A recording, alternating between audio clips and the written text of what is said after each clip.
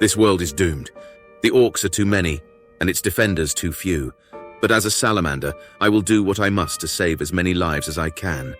Of the 4 Astartes that found the refugee column, now only I remain to lead it to the extraction point. The settlement we enter is silent, and the acrid stench of death hangs heavy in the air. I quicken my pace, and the refugees behind me increase their speed to keep up. They are tired and hungry. I see the despair in their downcast eyes. I swear an oath to deliver them to safety and make the orcs pay a price in blood. Mr. Space Marine, why are we running? The small child next to me asks. Because of her short legs, she has to run to keep up with my brisk stride. We're running because we must, little one, I reply. The child regards me with a mixture of awe and unease. Where did your friends go? She asks. Evidently, she did not witness my battle brother's demise. Their duty is done.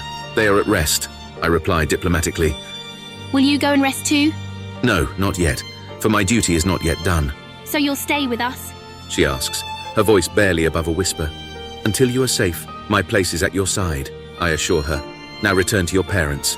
We are almost there. We enter the wide open plaza, and there, in the sky high above, is the transport.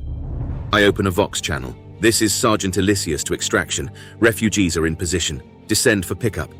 Apologies, Sergeant, but I can't do that. A nervous voice responds. Why not? I demand in a stern voice. I have strict orders not to approach if hostiles are present. Hostiles? I ask, and scan the perimeter. Over rubble and from ruined buildings, the orcs begin to swarm. At the sight of them, refugees begin to panic and scream. I move forwards to place myself between the savage green-skinned charge and the defenseless humans.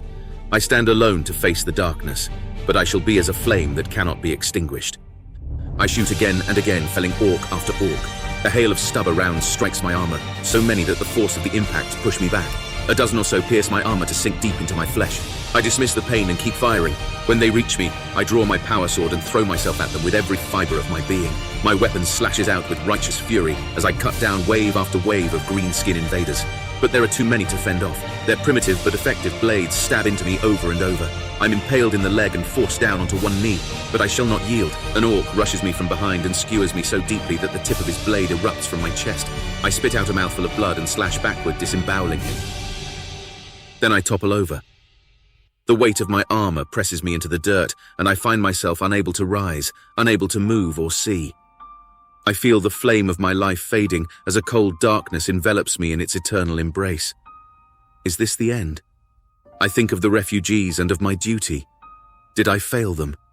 The thought strikes deeper and hurts more than any orc blade ever could. Then I hear it. A voice pierces the darkness that enshrouds me.